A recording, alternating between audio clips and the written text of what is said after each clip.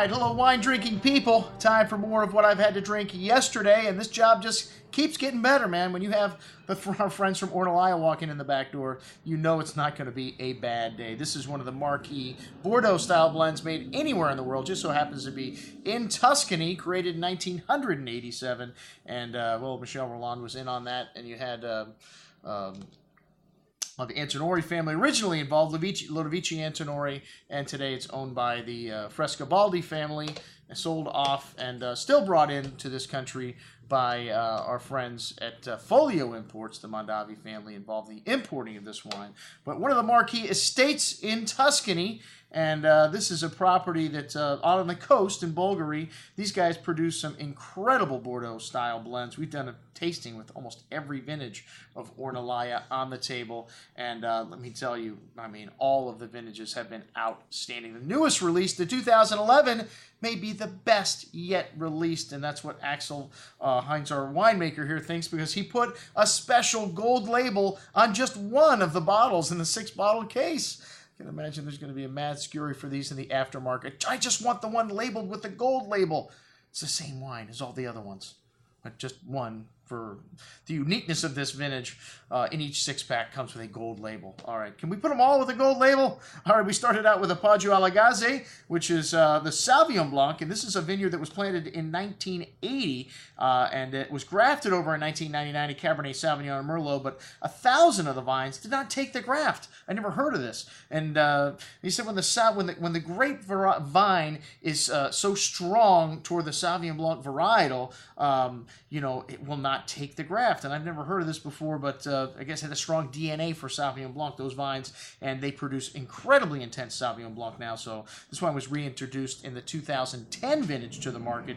They took it away for a little while, and it is a mixture of 33% stainless, 33% 1 year, and 33% new barrels, 6 months on the lees. And they also have a new Sauvignon Blanc vineyard that's coming online that was planted in 1992. So they'll have some more wine in 2013 with the 2013 vintage. This wine's got a very intense bouquet, floral notes, 10% Viognier added to the blend here. Explaining the floral notes, some lovely white grapefruit and lemon citrus, fresh earth, kind of an onion peel, kind of like aroma to that note there. Some vanilla spice here as well from the oak. A really complex bouquet of aromas, and opening up very nicely, even better on the second day. Lovely richness on the palate. This one's got a texture of whole milk and that tangy, savory grapefruit citrus coming through on the finish, along with a touch of vanilla, some mineral chalky notes. Very long and layered here. Most excellent juice. One of the best Sauvignon Blancs I've had this year. It's $63. Ooh, not cheap. All right, the Ornellaia Volte, and this is the entry-level wine from this property, and it's a blend of 50% Merlot, 30 Sangiovese, and 20 Cabernet. They don't have any Sangiovese. They buy this from some of their friends, and so they probably have some of their own vineyards of Sangiovese close by, but this wine's got a good amount of that dark cherry, plum fruit, sweet herbs, dark earth, a cassis berry fruit, a bit cooler than 2011, 2012, and kind of the opposite growing season too at the end. The 11 was cooler in August, and September was warmer than normal, so it was just the opposite in 2011. So anyways, in 2012. Anyways, this wine's got, so the Merlot was stronger in 2012 is what that means. All right, the Cabernet Franc not quite as strong, but both were very good years for these guys. This wine's very forward and drinkable with dark berry fruit, dark spices, smooth, silky tannins.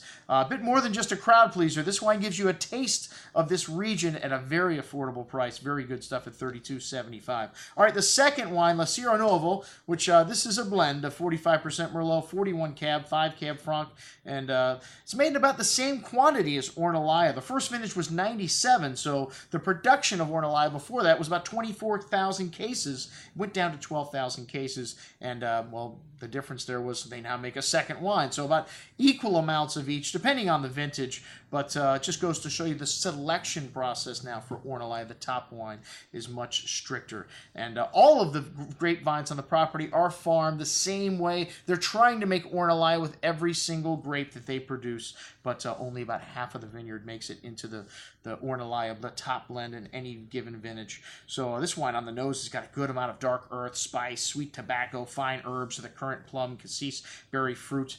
2000, warmer vintage in 2010, and the Merlot was a nice and soft here, a good amount of Cabernet, and a very good Cabernet and Cabernet Franc in 2011. All the varietals were really good. Let me just say that. This wine has got a lot of nice chewy fruit on the tongue, plum and cherry, nicely built with ripe round tannins and a lovely fresh finish, notes of dark cocoa and spice. This wine always is a little showier, and whenever you show this next to Ornellaia, people are like, man, I like this wine better, and that's just because it drinks better young. Come back to me in 10 years. Well, this wine will last 10 years, but the Ornellaia 2011 needs at least 15. It is 53% Cab, 39% Merlot, 4% Cab Franc, Petit Verdot, good amount of cassis and currant berry fruit here. This wine has got a lovely bouquet of fresh plowed earth, graphite, dark tobacco, spice, cocoa, really lovely complexity, and even bigger and better on the second day. And like I said, in Axel's view, this is the best Ornellaia ever. Don't look for the wine with a gold label. It's the same exact wine as all the other ones, but if you want that gold label from us, you're going to have to buy the whole six-pack, and very rich and concentrated on the tongue. This wine's got layers of dark berry, currants, cassis, bitter chocolate, dark cocoa, fresh earth, very long and layered finish. This wine's got it all, even better on the second day. You want to hold on to this wine for at least 15 years. Wow. Hoo-wah. Killer juice. Maybe the best Ornellaia yet at $238. Definitely priced as one of the world's marquee wines. All right, I'm your host, Andrew Lampasoni, signing off for the Wine Watch, saying remember, always drink the good stuff first.